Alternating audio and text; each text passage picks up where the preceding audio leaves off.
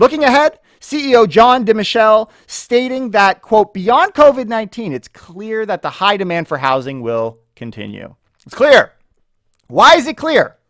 Why are the skies clear here? Well, I want to jump into why the market will go up and arguments in favor of why the market will go down. Okay, so stay tuned if you're a realist. Good morning, investors. I hope you guys are having a fantastic weekend. My name is Bradley, and you're listening to the largest, fastest growing podcast for Toronto real estate on iTunes, Spotify, and Google Podcasts. I love to dive into the news. For myself, for my clients as an investor and a broker, I want to know what's going on in our market. And if you're invested or considering investing in our area as well, you too should know these things. What are the key arguments for why prices are going up and why prices are going down? We got strong voices on both sides of the table. We're going to cover that. And how can we address a lack of affordability in our city? What does that even mean? How do we deal with homelessness? And where will CRA draw the line on your principal residence exemption? All the fun things today we have to discuss. Make sure you hit the subscribe button, like this video if you're listening on YouTube. And if you're streaming us on podcast, please leave us a review and download the last 5 episodes. It helps grow the channel. And we've really become quite an amazing family of listeners. For those of you who have listened from the time we began a few months back, around the time COVID started, to really get a better handle on what is happening in our marketplace. And we've grown since then. So thank you. Thank you once again for joining us. And you know me, I love to have some fun. So I thought let's start off with a bit of a lighter article. We'll start from the top and work our way down. Airlines lure Canadians to buy tickets for flights that will never take off. Maybe you're thinking, I can get a little bit of a trip. I'm going to book through Air Canada. Well, you might have been one of 27,000 flights canceled in November through Air Canada, and WestJet slash 12,400 flights. The majority, by the way, a vast majority in the last several weeks have been slashed, and there's a bit of an backlash. Outlash got something with feminine products, but it has a lot of people pissed off, right? What do we want? Low-flying airplane noises. When do we want them? Meow. It sounds more like a cat. Meow. Well, there's a lot of optimism right now in our market these days, but is it maybe that people just have their heads stuck in the clouds? So we're going to jump into a TorontoStories.com article called, and by the way, we leave all our articles down in the comment or down in the description, whatever the YouTubes are calling it these days. High demand for housing in GTA will continue beyond COVID-19, according to TREB. The temperatures may have cooled down, but the GTA real estate market continues to heat up, with home sales up over 25% compared to October 2019, marking the 4th month in a row of year-over-year growth. If you want to get more detail on what happened with the TREB stats, we talked about that in our lengthy video / podcast a couple days back. Go check that out. But as a recap, according to TREB, October housing's report, resale activity in the GTA showed no signs of slowing down, they say, after having another record-setting month, a 25.1% jump.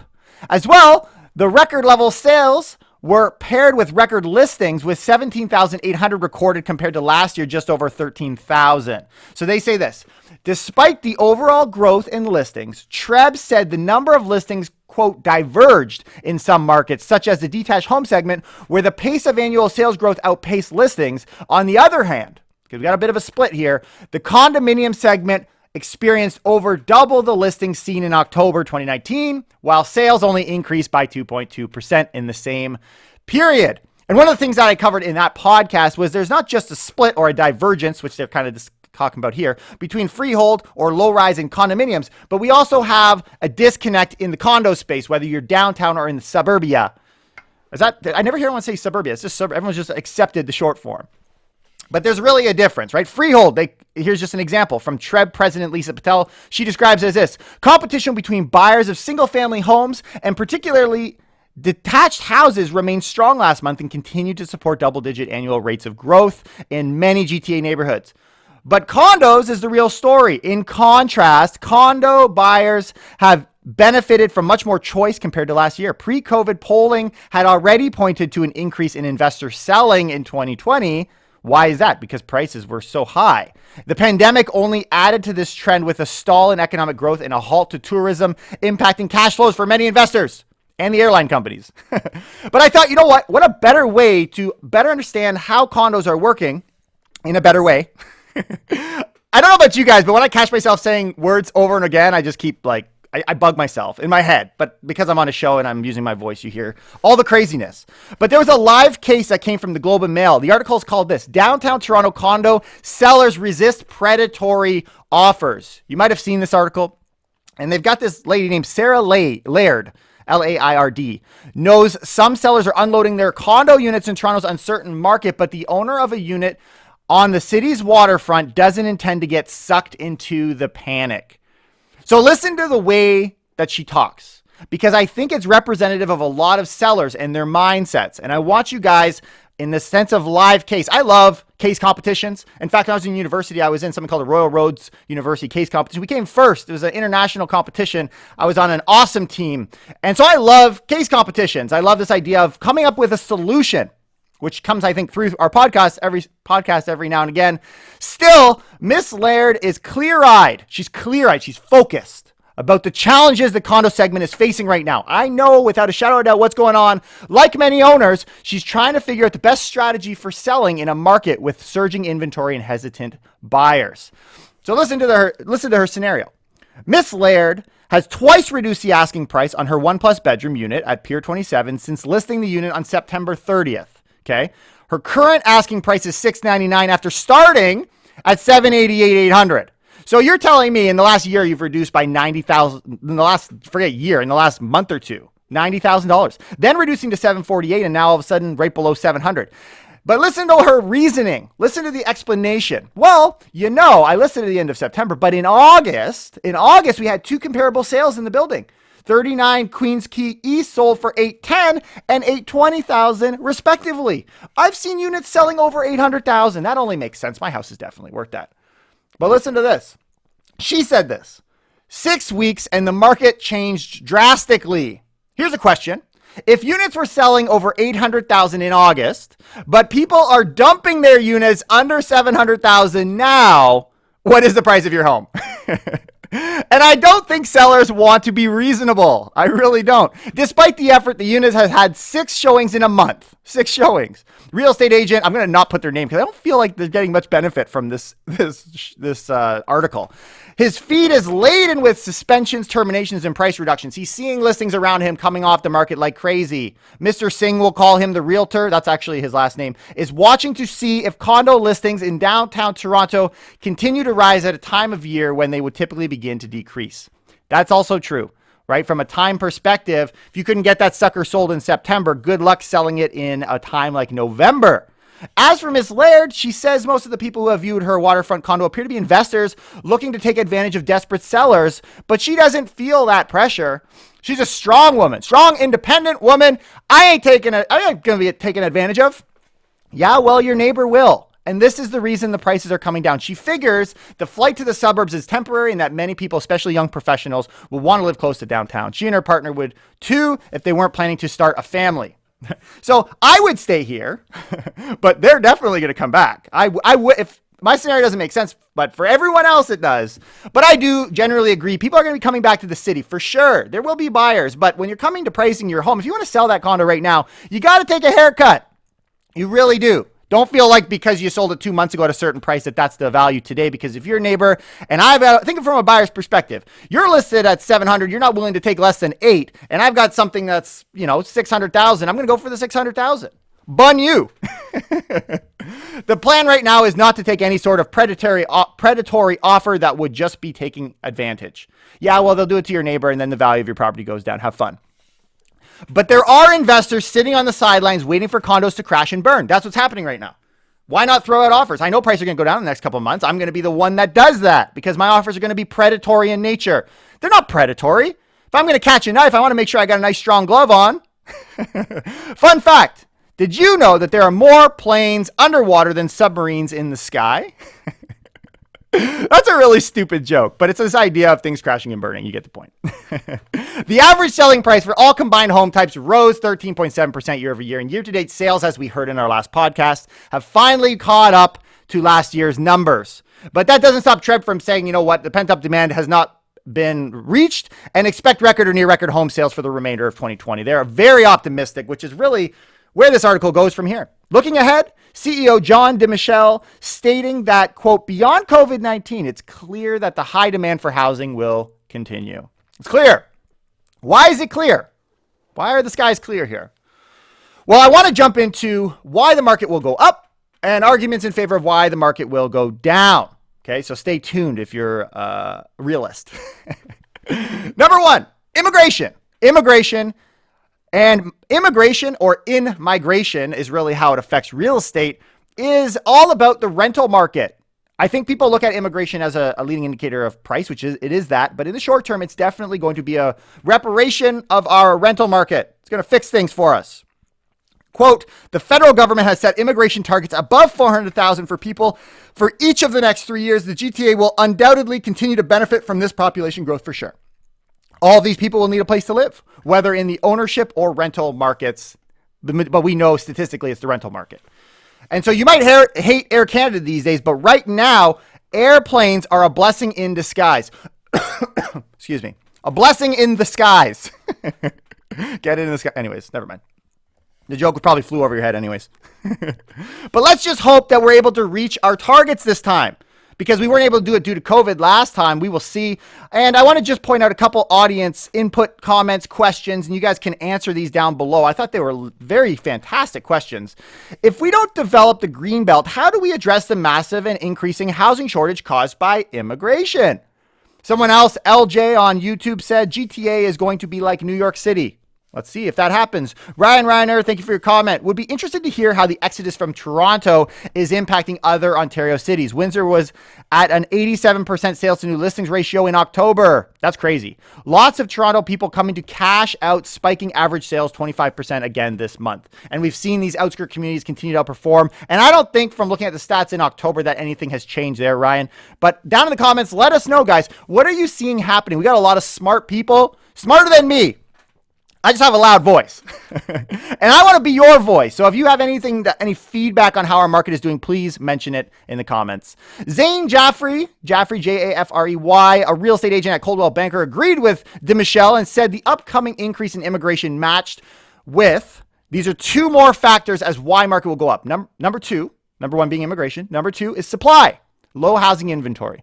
And number three would be demand oriented. Low interest rates will continue to push price post-COVID. So we've got something addressing the rental market, namely immigration. We've got supply being a factor, meaning low housing inventory, which we're experiencing now mostly in the suburbs, but just goes to show they weren't really able to address it either. And number three, on the demand side, we see low interest rates and low borrowing costs. All of these things are key factors that tell me, and have told me, by the way, during COVID, that things are going to potentially go up. Maybe. We'll say maybe. Let's stick with maybe for now. But also number four, another key factor is government support. Sean Dennis says, including low interest rates, but he said, as we project a strong positive net migration in coming years, we expect overall demand will continue to rise in 2021. It is important to note the lingering effects of COVID will cause disproportionate demand between property classes in the city. So clearly, yes, overall market prices will go down, but that doesn't mean it will go down for all people. Will go up. That doesn't mean for all people. Every segment is unique. But why could it go down? Is there a possibility? Are there any serious people who believe prices will go down? Yes. Yes, there are. Here's a weak argument for you. The real estate agents, they don't know what they're talking about. The best weak argument comes from a realtor every time. Dorian Rodriguez of PSR Brokerage also believes the current demand will continue into new year, but partially. It's just partial. So it's gonna continue, but kind of not really. Because, quote, there are many people who are still trying to plan their living situation based on their work scenario. Oh, so it's just a confusion of work is might make through people. That's such a weak argument. Come on, realtors. You can do better than that. The article doesn't stop there. It speaks more to preference, that one. It's not overall demand. But here's a strong argument. You ready? Benjamin Tal, very respectable in the real estate community, deputy chief economist at CIBC, recently said he believes, quote, the housing market will slow down. And subsequently, the economy too, despite the current overall confidence in the Canadian housing market. Why? Why, Benjamin? Tell us. That's so stupid. Number one. Zero economic growth. Quote, even the governor of the Bank of Canada is telling us, listen, don't expect any growth basically over the next 6 months. The party's over. You can't have a 0% increase in the economy with the housing market continuing to boom, said Tall. That's a pretty good point, bro. Number two, no jobs growth. Tal also added that another factor influencing his forecast is that the damage to the labor market will be, quote, much more significant in terms of the impact of the economy and the impact on the economy. Listen to this. Normally, you would see more higher wage jobs disappearing, or at least you would have less job security there. And that's very, very important. So the conclusion that I'm hearing him make is potentially a trickle up from low paying job losses into higher paying job losses. I'm too dumb to know how that will work, but we'll keep an eye on it. Right? We'll keep an eye on it. Investors think, though, it's crashing, according to Tal. Tal said that if you ask any real estate developer or investor in the condo space, anybody, they'll tell you the market isn't actually that hot. I love how he said in the condo space. This is be specific here, right? As such, Tal says all the focus is now on the low-rise segment of the market where there is no supply. So he kind of covered his butt, right? You cover your butt by saying in the condo space. Anyways, I'm an investor, as you probably heard. And I have a lot of investors, smart ones, hundreds of units, smart, wise people, smarter than myself.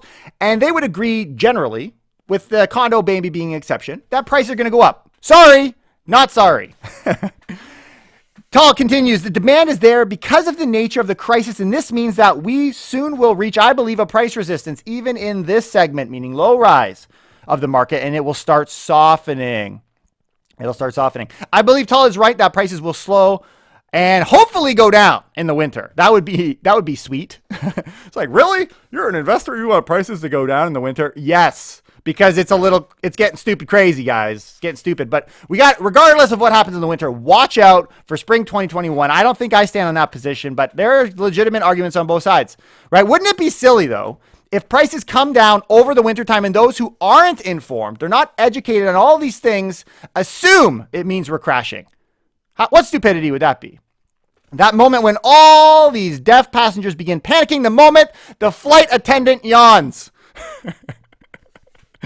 What did she say? Did she just say, ah? Okay, let's move on to our next topic, this idea of affordability. And I don't think you guys even know what direction we're going to go with this, because when I talk about affordability, I don't know if I'm one of few, but I haven't heard many other voices think about this. When we talk about affordability, as an investor even, affordability is what? Because we got a lot of, AREA, Canadian Real Estate Association, TREB, all these boards that are supporting housing, they all deal with affordability as an issue. Affordability is an issue. But the small print on that, is that affordability of purchasing a property? But is that a fair assessment of affordability? That's never been something that I've really been positioned to say. Like, if we're going to deal with affordability, when I think of affordability, I at least think of rentals, getting them in a house. The main thing is everybody getting a roof over their head. So what is the definition of affordable housing? This is according to a Now Toronto article. The term has been used to describe rental rates for middle-class households, to gesture widely to a, quote, crisis plaguing Toronto, and to refer to housing supposedly made for the city's most vulnerable communities. But who is affordable housing really for? Housing advocates say that the term has changed so much it's become meaningless, vaguely pointing to a level of affordability that is nowhere near accessible for the city's currently unhoused population.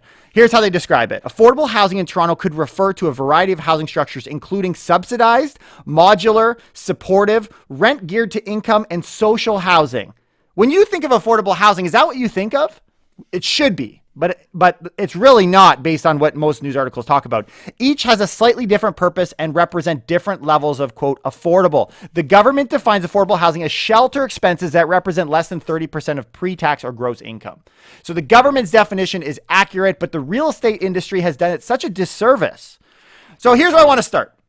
What were the effects of COVID on affordability? At the start of the pandemic, shelter capacity went down in order to allow for physical distancing. Unfortunately for them. And encampments began to pop up in parks as people experiencing homelessness look for alternative places to stay. You might have a tent right across the street from you right now. There's a very real chance of that. Oh, what a life, right? Adulthood it is, right? Right? You look both ways before you cross the road. Next thing you know, you're getting hit by an airplane. And that's unfortunately what happened for these folks, right? Now, government solution. What was the response? In recent weeks, the government has announced initiatives, as we've talked about on an ongoing basis on our show, to tackle the shortage of affordable housing options. It plans to build 250 supportive modular homes over the next couple of years, and we've seen that in a few other projects that have come to fruition, and has also received funding from the federal government for its RHI, Rapid Housing Initiative, with the goal of creating a minimum of 417 new permanent affordable homes. So that's been the response. But apparently, that's not good enough. It's not good enough, according to housing activists. The demand for affordable housing vastly eclipses the meager supply being proposed by the city. And activists say that very few of these units are genuinely affordable for the people who need it most. And I agree. And I tend to think most people would agree. If this is what we're describing as affordable housing, we're failing. We really are. So what is good enough? Because this is where we dial it up a little bit. Because we're not able to get a legitimate handle on it, we go to Cray-Crayville, right? Activists are calling for a commitment from the city to rent geared to income and supportive housing, coupled with a real effort to control the city's rental market. Wait till you hear how they want to do it. Here's the complaints. Quote, basically, we're not willing to, at the very least, regulate a runaway real estate industry that's making tons of money. Damn realtors, damn investors, you guys suck. You guys aren't actually trying to help us. It's called profit, bro. Quote, meanwhile, people just cannot afford rent on a minimum wage or Ontario Disability Support Program or Ontario Works. The way we think about and regulate rent prices also needs to change, says Melissa Goldstein, a local housing advocate. She argues, that a lack of vacancy control and eviction prevention has turned Toronto's rental market into the Wild West. So what we're doing is wrong. Okay. But what they suggest is she's arguing that a lack of vacancy control. Lack of vacancy control. What is that? That's the solution? Do you guys want to know what vacancy control is? This is what they're suggesting. It would limit the amount landlords can raise rent in between tenancies. Let me say that again. It would limit the amount landlords can raise rent in between tenancies. Not because you've been there for a year and I got to keep things at normal paces. No, in the long term, you set that rate. You know what's going to happen. People are going to be selling a lot.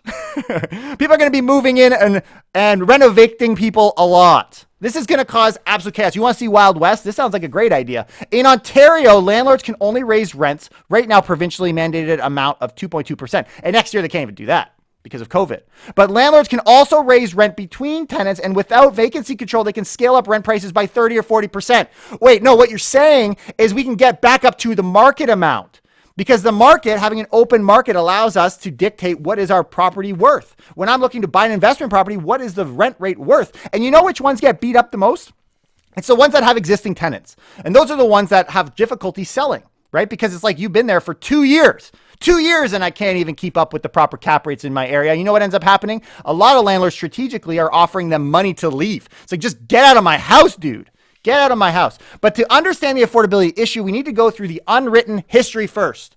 Not the stuff that we kind of talk about, like these are the things going on today, but the unwritten history, right? How valuable it would be if we knew who invented the first airplane that didn't fly. Fun fact, it's the Wrong brothers. So here's the history of affordable social housing in Toronto. Here we go. From 1965 to 1995, the city of Toronto added an average of 3,900 new social units, which made up 12% of the total housing supply. How crazy is that? How crazy is that? Until around 1980s, homelessness wasn't really recognized as much use. In fact, they talk about just a bunch of dudes walking around the street looking for jobs. That was pretty much homelessness. There was no real big issue of homeless. However, everything changed. In 1993, the federal government made the decision to cease funding new social housing. By 1996, the feds announced the management and subsidy of social housing would be transferred to provinces. They kicked it down. We don't want to do it. You do it. In Ontario in 1998, the provincial government, 2 years later, by the way, transferred responsibility to the municipalities. We don't want it either. It's like a little hot potato, but the city of Toronto got stuck with it and passed the Social Housing Reform Act in 2000 to implement the transfer. Thanks, man. Toronto's 10-year housing plan. So now what?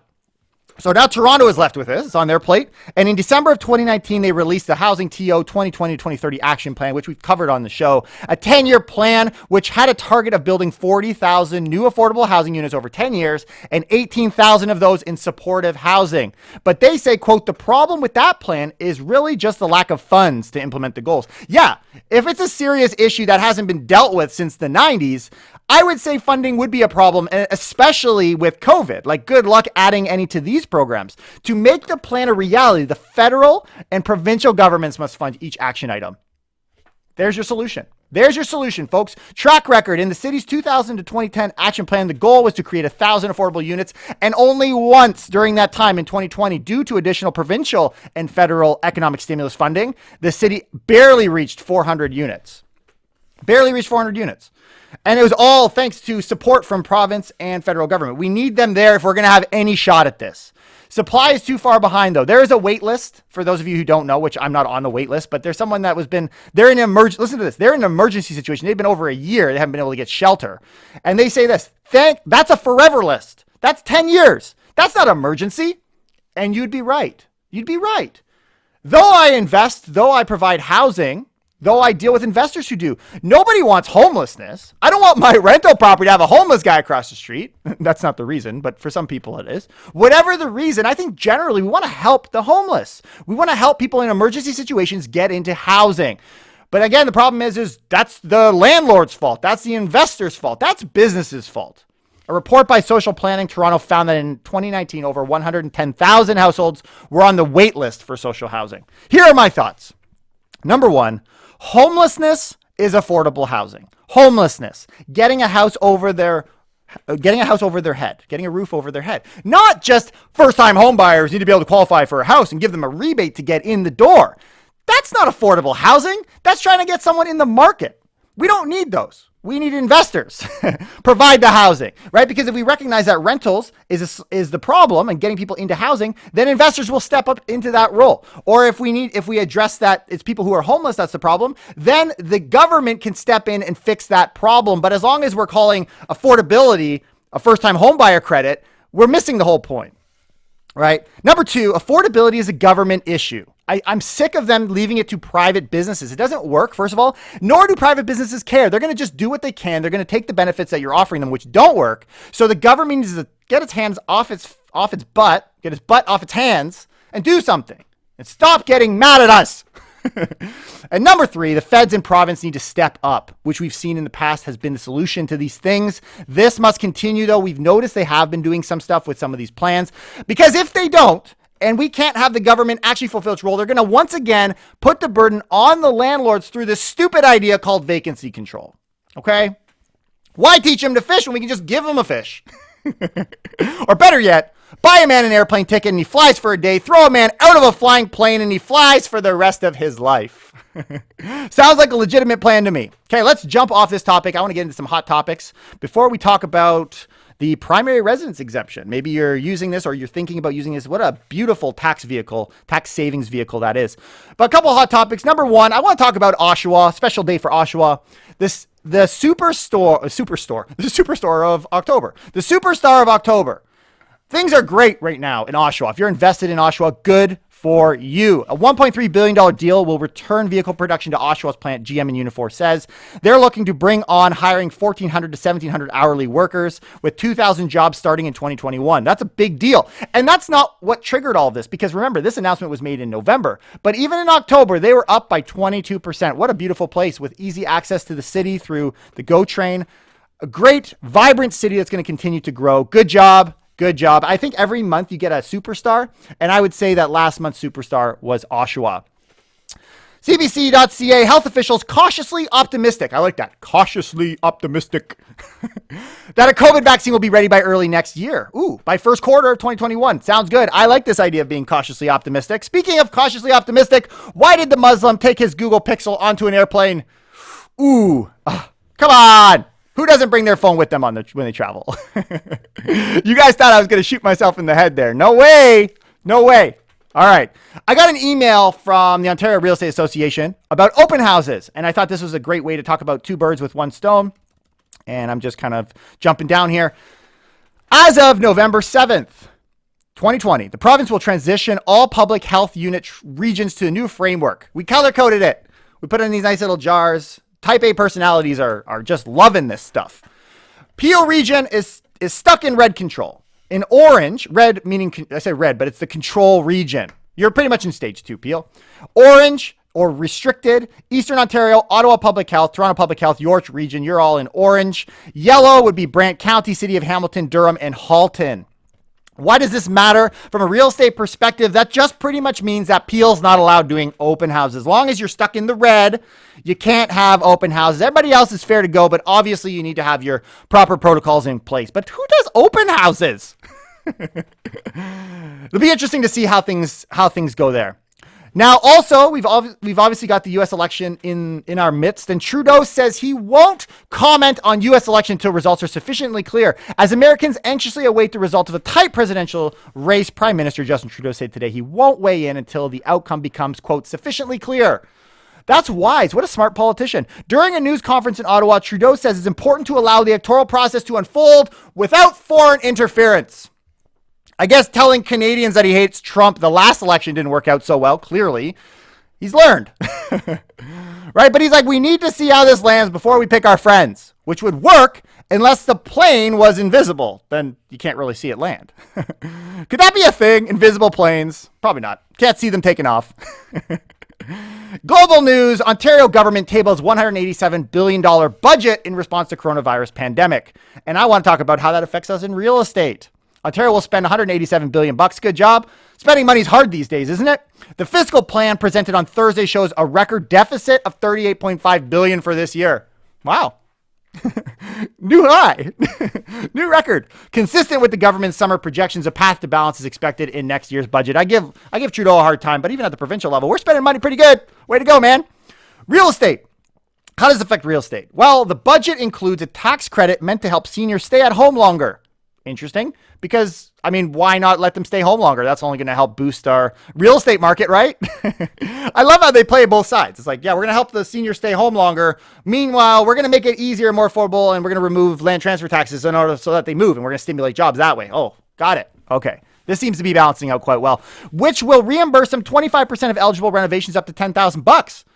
Looks like grandma can do that $40,000 renovation and get $10K. And you know what? It's regardless of their income or whether they owe taxes for 2021, right? So that rich retired grandma can do her renovation for $40,000 because she's going to stay home. Why would I move? Why would I ever move? Merry Christmas, grandma.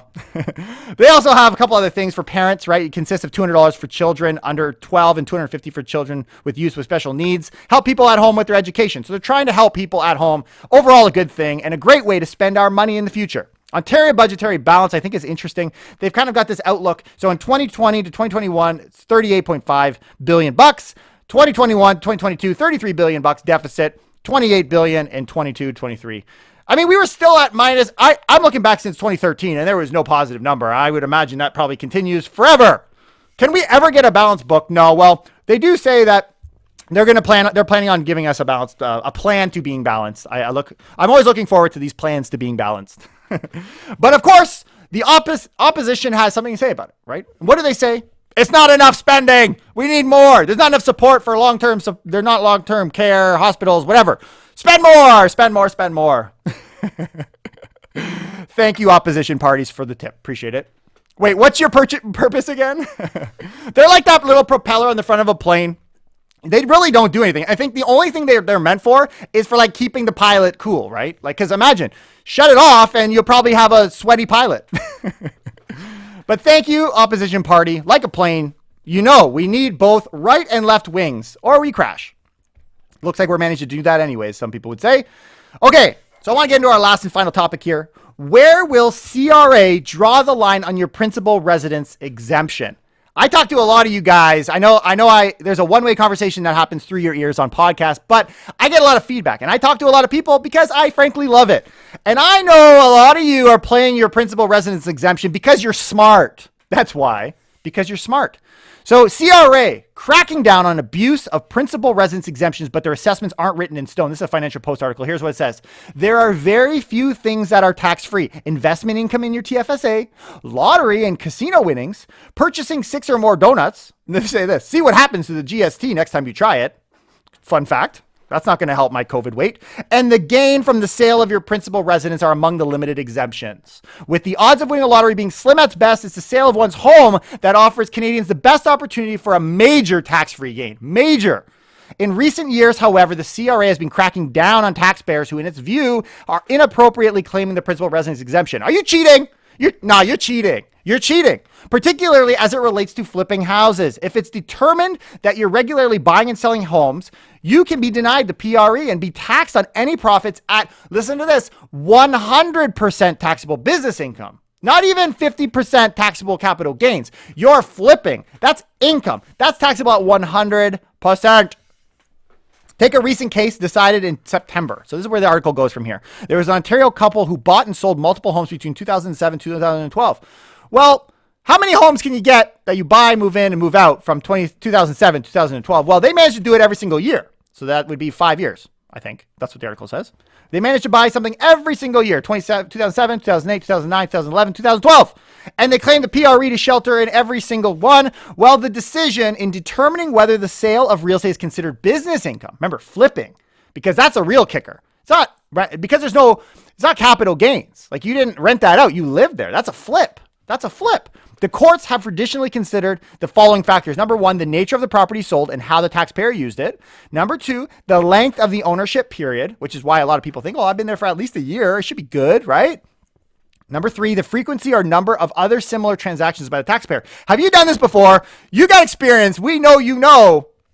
And number five, the work expanded on or in connection with the property and the circumstances giving rise to the sale of the property. I love how I ended at five, but there's still more. And the taxpayer's motive regarding the sale of the property at the time of the purchase. What were your motivations? All of these are so skewed. Reminds me of the days of tax, right? It's the tax days. Moral of the story, you need an airplane full of accountants to figure it out. A boring 747. All my cool accountants out there are like, hey. So for this particular case, houses 1, 2, and 3, they said, you know what? No, you're fair game. 4 and 5, though, they said, no, that's taxable because you guys got smart. Now, not to say this is going to be how the scenario ends for you, but we got to, all this to say, be smart. Since 2016, you are required to report all dispositions of a principal residence on Schedule 3 of your tax return. I mean, any of you guys who are knowledgeable to real estate probably know that, making it much easier for the CRA to review your PRA claim, right? So they can see you moved. This was never a thing, but now 2016 and on, you can. So if the plan is not to remove the principal residence exemption, because the government has said, we're not going to do that. We're just investigating to see what would happen. We're not going to actually do that. Well, then what does that leave us with? Well, then the only reason otherwise to report it would be to catch you abusing it. So they've designed this to screw you. So be careful, right? As investors and realtors, we need to be held at a higher standard as well. So the CRA is going to know you're an investor. You know these things. You're a realtor. Even if you're a dumb realtor, we know you're a realtor. You should know these things. And they're going to hold that against you. So don't be stupid. I'm going to start to wrap up here. We're going to have a little bit of fun before we close. But if you guys want to get into some serious investing, you start growing, I'm always looking for JV partners, me, myself. If you want to send us a message, just say, hey, Brad, love to get in on what you guys are doing and make some serious high money. We also got, I like to send you guys listings. I mean, no strings attached. I'll send you listings. I got a lot of realtors that get them off market deals we send, but also cash flow deals over 15% up north. I like to send those out. You can check that down below. You can get on that list. However you want to do business with us, if you even want to. I hope you guys had fun. But businesses in general right now are struggling, especially the travel industry. Yet we go ahead and we kick them when they're down. Ha ha, you have a receding airline. I blew up, but it's funny. Receding airline. You get a point. Anyways, I hope you guys had a good time. Make sure you subscribe to our channel. Leave us a like. Download the last 5 episodes. Whatever it takes to get this channel to the next level. Let us know down below what you guys thought of today's episode. And I'll see you guys next time. Take care and keep it real.